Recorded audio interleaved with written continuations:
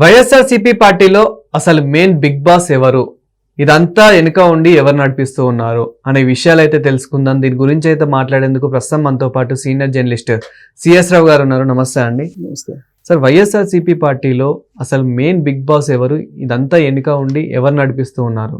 అసలు big boss ఎవరు అనే దాని మీద చాలా మంది చాలా సందర్భాల్లో మాట్లాడుకుంటున్నారు. అసలు ఆ పార్టీకి పెద్ద ఎవరు అనే దాని మీద ఇప్పుడు మనం రెండు రకాలుగా చూడొచ్చు ఆ పార్టీని. ఒకటి, రాజ్యాంగబద్ధంగా ఎవరు పెద్ద, రాజకీయంగా ఎవరు పెద్ద, రెండు కోణాల నుంచి మనం చూడాలి. ఫస్ట్ రాజ్యాంగబద్ధంగా ఎవరు పెద్ద అనే దాని మీద మనం విశ్లేషణ చేసుకుందాం. జగన్మోహన్ రెడ్డి గారు 11 మంది ఎమ్మెల్యేలతోటి వైఎస్ఆర్ కాంగ్రెస్ పార్టీకి అధినేతగా ఉన్నారు, అంతే కదా. రాజ్యాంగబద్ధంగా ఉన్నాడంటే కాదు, రాజకీయ పరంగా ఉన్నాడు. రాజ్యాంగ పరంగా ఎవరున్నారు? రాజ్యాంగ పరంగా ఆయన ఒక ఎమ్మెల్యే. ఎవరు? జగన్మోహన్ రెడ్డి గారు. అవును, పులివెందుల ఎమ్మెల్యే రాజ్యాంగ పరంగా. మరి జగన్మోహన్ రెడ్డి గారి కన్నా పెద్ద ఎవరున్నారు రాజ్యాంగ పరంగా అంటే బొత్స సత్యనారాయణ గారు. ఆయన మండలిలో ప్రతిపక్ష నాయకుడు. రాజ్యాంగబద్ధంగా ఆయనకి క్యాబినెట్ హోదా ఉంది. సో కాబట్టి రాజ్యాంగబద్ధంగా ఎవరు పెద్ద? ఇప్పుడు బొత్స సత్యనారాయణ పెద్ద. ఎందుకు? ఈయన ఎమ్మెల్యే, ఆయన క్యాబినెట్ హోదా ఉన్నటువంటి ప్రతిపక్ష నాయకుడు. ఇప్పుడు జగన్మోహన్ రెడ్డి గారు అసెంబ్లీకి రావట్లేదు, బట్ బొత్స సత్యనారాయణ గారు ప్రతిపక్ష నాయకుడిగా మండలిలో హాజరవుతున్నారు. మండలిలో హాజరయ్యి ఆయన ప్రతిపక్ష నాయకుడిగా ప్రజా సమస్యల మీద మాట్లాడుతూ ఉన్నారు. ఆయన రాజ్యాంగబద్ధంగా అసెంబ్లీలో లేదా మండలిలో పెద్ద. జగన్మోహన్ రెడ్డి కేవలం ఎమ్మెల్యే మాత్రమే. ఇది రాజ్యాంగబద్ధంగా ఎవరు పెద్ద వైఎస్ఆర్ కాంగ్రెస్ పార్టీలో అనే దానికి క్లారిటీ. ఇక సెకండ్, రాజకీయంగా ఎవరు?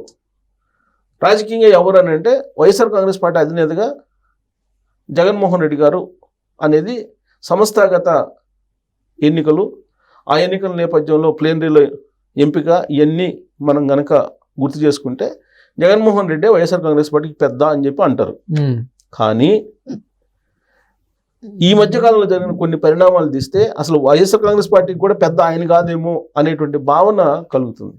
ఎందుకనంటే రీసెంట్గా వే2 న్యూస్ అనేటువంటి ఒక సంస్థ ఒక కాంక్లేవ్ నిర్వహించింది. ఆ కాంక్లేవ్కి సజ్జల రామకృష్ణారెడ్డి గారు హాజరయ్యారు. హాజరయ్యి ఆయన ఏం చెప్పారు? ఒకవేళ జగన్మోహన్ రెడ్డి గారు మళ్ళీ అధికారంలోకి వస్తే అమరావతి నుంచే పరిపాలన చేస్తారు అనేటువంటి ఒక స్టేట్మెంట్ ఇచ్చారు. ఆ స్టేట్మెంట్ తర్వాత వైఎస్ఆర్ కాంగ్రెస్ పార్టీలో ఉండే పరిణామాలు మారిపోయాయి. అది ఎవరు ఇచ్చారు, ఎందుకు ఇచ్చారు, అది పార్టీ స్టాండా లేదంటే సజ్జల రామకృష్ణారెడ్డి గారి స్టాండా అనేది క్లారిటీ లేదు ఇప్పటి వరకు కూడా. సజ్జల రామకృష్ణారెడ్డి గారు ఆయన వ్యక్తిగతమైన అభిప్రాయాన్ని చెప్పారు. పార్టీలో ఏమన్నా తీర్మానం చేసుకున్నారా? లేదు పార్టీ పరమైన స్టాండ్ నేను చెప్తున్నానని ఆయన చెప్పారా? చెప్పలేదు. పైగా ఈ అనౌన్స్మెంట్ చేసిన తర్వాత జగన్మోహన్ రెడ్డి గారు పిలిచి సజ్జల రామకృష్ణారెడ్డి గారికి వార్నింగ్ ఇచ్చారు. ఎవరిని అడిగి చెప్పావు ఆ మాట అని చెప్పి అడిగారు అనేది కూడా వినిపిస్తుంది.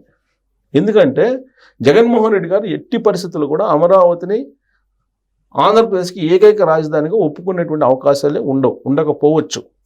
దానికి కారణం ఏంటంటే 2019 ఎన్నికలకు ముందు ఆయన అమరావతి రాజధాని ఆంధ్రప్రదేశ్కి, అమరావతి ప్రాంతంలోనే నేను హౌస్ కట్టుకున్నాను, మీరేం సందేహపడాల్సిన అవసరం లేదు, అమరావతి రాజధాని ఉంటుందని చెప్పి చంద్రబాబు నాయుడు గారి కన్నా కూడా అద్భుతమైనటువంటి రాజధానిని చంద్రబాబు నాయుడు గారు ఇచ్చేటువంటి దానికన్నా మెరుగైనటువంటి బెనిఫిట్స్ నేను ఇస్తాను అని చెప్పేసి అక్కడ ఉండేటువంటి రైతులకు చెప్పారు. రైతులు స్వచ్ఛందంగా భూములు ఇచ్చారు, 33,000 ఎకరాలు ఇచ్చారు. వాళ్ళు ఏం చేశారు? జగన్మోహన్ రెడ్డి గారు అయితే ఇంకా ఎక్కువ ఇస్తారు చంద్రబాబు నాయుడు గారి కన్నా కూడా అని చెప్పేసి వాళ్ళు జగన్మోహన్ రెడ్డి గారికి ఓట్లు వేశారు 2019లో. విచిత్రమైన పరిణామం ఏంటంటే ఆ రోజున కృష్ణా గుంటూరు జిల్లాల్లో ఉండేటువంటి వాళ్ళకి ఎక్కువ అక్కడ భూములు ఉన్నాయి. ఆ భూములు చంద్రబాబు నాయుడు గారు రాజధాని అనౌన్స్ చేయకముందు ఎకరం వచ్చేసి 8 లక్షల నుంచి 10 లక్షల దాకా ఉంది మ్యాక్సిమం. ఎప్పుడైతే ఆయన రాజధానిని అనౌన్స్ చేశారో అప్పుడు అది 8 నుంచి 10 కోట్లు పోయింది. బెనిఫిట్ ఎవరు పొందారు? ఆంధ్రప్రదేశ్లో ఎక్కువగా కృష్ణా గుంటూరు జిల్లా వాళ్ళు ఎక్కువ బెనిఫిట్ పొందారు అక్కడ ఎక్కువ మంది. అలాంటి 2 జిల్లాలు 2019 ఎన్నికల్లో చంద్రబాబు నాయుడు గారికి కేవలం 2-3 ఎమ్మెల్యే సీట్లు ఇచ్చారు వాళ్ళు ఆ జిల్లాల వాళ్ళు. ఆ తర్వాత జరిగినటువంటి గుంటూరు విజయవాడ కార్పొరేషన్ ఎన్నికల్లో కూడా వైఎస్ఆర్ కాంగ్రెస్ పార్టీకి పట్టం కట్టారు అక్కడ. ఇది వాస్తవం. సో అంటే రాజధాని అనేది రాజకీయాన్ని మారుస్తుందనంటే మొన్న 2024 ఎన్నికల్లో ఒకవేళ జగన్మోహన్ రెడ్డి గారు వస్తే రాజధాని మార్చేస్తాడు అనేటువంటి కాన్సెప్ట్ అంటే 3 రాజధానులు అనేటువంటి కాన్సెప్ట్ ఆయన ఉన్నారు. మాకు వద్దు అని చెప్పి ప్రజలు మ్యాండేట్ ఇచ్చారు. కానీ జగన్మోహన్ రెడ్డి గారు ఆ మ్యాండేట్ని బేస్ చేసుకొని అమరావతిలోనే రాజధాని ఉండాలని చెప్పి అనుకోరు. ఎందుకంటే ఆయన 3 రాజధానుల స్టాండ్ అనేది ఉంది ఇప్పటికి కూడా. 3 రాజధానుల మీద ఆ రోజున ముఖ్యమంత్రిగా ఉన్నప్పుడు ఆయన సవాల్ చేస్తూ సుప్రీంకోర్టులో పిటిషన్ వేశారు. ఇది రాజధానికి వ్యతిరేకంగా, అమరావతి రాజధానికి వ్యతిరేకంగా పిటిషన్ వేశారు. కాబట్టి ఆయన ఆ మాట మీద ఉంటారు అనేది అనుకోవడానికి లేదు. పైగా ఆయన ఏం చెప్పారు, సజ్జల రామకృష్ణారెడ్డి గారు 2019కి ముందు 3 రాజధానులు అనేటువంటి ఆలోచన లేదు. ఎప్పుడైతే ముఖ్యమంత్రి అయ్యారో ముఖ్యమంత్రి అయిన తర్వాత వచ్చినటువంటి ఆలోచన మేరకే 3 రాజధానులు చేశారని చెప్పారు ఆయన. అంటే ఎన్నికలకు ముందు ఒక ఆలోచన ఉంటుంది, ఎన్నికల తర్వాత ఇంకొక ఆలోచన ఉంటుంది. ఎన్నికల తర్వాత ఏ ఆలోచన వస్తుందో ఆ ఆలోచన ప్రకారం జగన్మోహన్ రెడ్డి గారు వెళ్తారు అనేటువంటిది ఆయన చెప్పారు. అంటే ఇప్పుడు ఆయన చెప్పింది అమరావతి నుంచి పరిపాలన ఉంటుందని చెప్పేది అబద్ధమే కదా. జగన్మోహన్ రెడ్డి గారి మెంటాలిటీ ఏంటనేది చెప్పారు ఆయన. ఎన్నికలకు ముందు 3 రాజధానుల ఆలోచన లేదు, 2019 ముందు. ఎన్నికల తర్వాత వచ్చినటువంటి ఆలోచన అది అని చెప్పారు. రేపు ఈయన చెప్పిన దాని ప్రకారం అమరావతి నుంచి పరిపాలిస్తాడనేది ఏముంది ఇవాళ అనుకోవచ్చు. ఒకవేళ 11 మంది ఎమ్మెల్యేలు ఉన్నారు కాబట్టి రేపు ఒకవేళ అధికారంలోకి వస్తే ఆలోచన మారిపోవచ్చు కదా. ఆ స్టాండ్ మీద అయితే ఉండడు కదా జగన్మోహన్ రెడ్డి గారు. అందుకే ఇలాంటి డిబేట్ వస్తుంది కాబట్టి నువ్వు అసలు ఎందుకు ఆ ప్రస్తావన చేసావు అని చెప్పేసి ఆయనకేదో చివాట్లు పెట్టారనేది ఒక న్యూస్. అసలు పార్టీ పెద్ద ఎవరు, వైఎస్ఆర్ కాంగ్రెస్ పార్టీకి పెద్ద రాజకీయంగా చూస్తే జగన్మోహన్ రెడ్డి గారు. వాళ్ళ సంస్థాగత ఎన్నికల ప్రకారం చూస్తే మరి ఆయన కదా స్టాండ్ చెప్పాల్సింది, ఆయన కదా ఆ కాంక్లేవ్లో పాల్గొనాల్సింది. సజ్జల రామకృష్ణారెడ్డి గారు ఎందుకు పార్టిసిపేట్ చేశారు? మరి అంటే రాజకీయంగా కూడా ఆయన వైఎస్ఆర్ కాంగ్రెస్ పార్టీకి పెద్ద కాదనేది తెలియట్లా. రాజ్యాంగ పరంగా ఎలాగో పెద్ద కాదు, రాజ్యాంగ పరంగా ఎలాగూ బొత్స సత్యనారాయణ గారు అంతవరకు క్లియర్. దాంట్లో ఏమీ విభేదాలు కానీ అభ్యంతరం పెట్టడానికి కానీ ఏమీ లేదు. రాజ్యాంగ పరంగా ఆయనకు క్యాబినెట్ హోదా ఉంది, ఆయనే పెద్ద. ఈయనకు ఒకవేళ అసెంబ్లీలో క్యాబినెట్ హోదా ఉంటే ప్రతిపక్ష నాయకుడు అయితే అప్పుడు ఒకవేళ ఈయన పార్టీకి అధినేత ప్లస్ ఇది 2 ఉన్నాయి కాబట్టి పెద్ద అనుకోవచ్చు. బట్ ఈయనకు అది లేదు కదా. కాబట్టి రాజ్యాంగ పరంగా వైఎస్ఆర్ కాంగ్రెస్ పార్టీకి పెద్ద ఎవరని అంటే బొత్స సత్యనారాయణ గారు. రాజకీయంగా పెద్ద ఎవరంటే ఈయన అనుకుంటారు. కానీ ఆ కాంక్లేవ్ చూసిన తర్వాత అసలు ఆ పార్టీకి కూడా పెద్ద ఈయన కాదేమో అనేటువంటి అనుమానం ఇప్పుడు వైఎస్ఆర్ కాంగ్రెస్ పార్టీలో ఉండేటువంటి వాళ్ళు చాలామంది ప్రస్తావించుకుంటున్నారు. కారణం ఏంటి అని అంటే జగన్మోహన్ రెడ్డి గారు ముఖ్యమంత్రిగా ఉన్నప్పుడేమో ఆయన తాడేపల్లి హౌస్ నుంచి బయట రాల. ఆ రోజున ధనంజయ రెడ్డి అనే అతను షాడోగా వ్యవహరించారు. ఆ రోజున రాజకీయ పరంగా ఎవరెవరు చూశారు? సజ్జల రామకృష్ణారెడ్డి, విజయసాయిరెడ్డి, పెద్దిరెడ్డి రామచంద్రారెడ్డి, వైవి సుబ్బారెడ్డి, వీళ్ళే.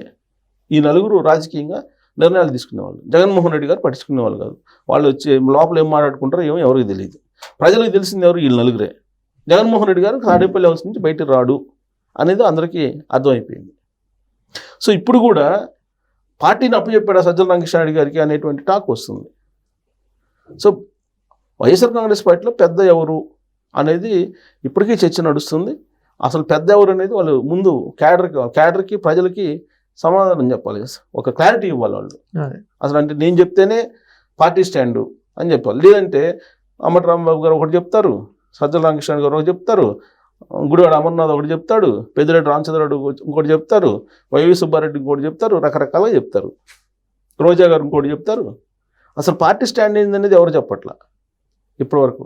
మీ 3 రాజధానుల కాన్సెప్ట్ని మీరు వెనక్కి తీసుకున్నారా లేదనేది ఇంతవరకు క్లారిటీ ఇవ్వాలి వాళ్ళు. అసలు సజ్జల రామకృష్ణారెడ్డి గారు చెప్పింది పార్టీ స్టాండ్ అనేది కూడా చెప్పాల ఇప్పటివరకు. అంటే పార్టీ పెద్ద ఎవరు అనేది ఇప్పుడు అందుకే చర్చ వస్తుంది.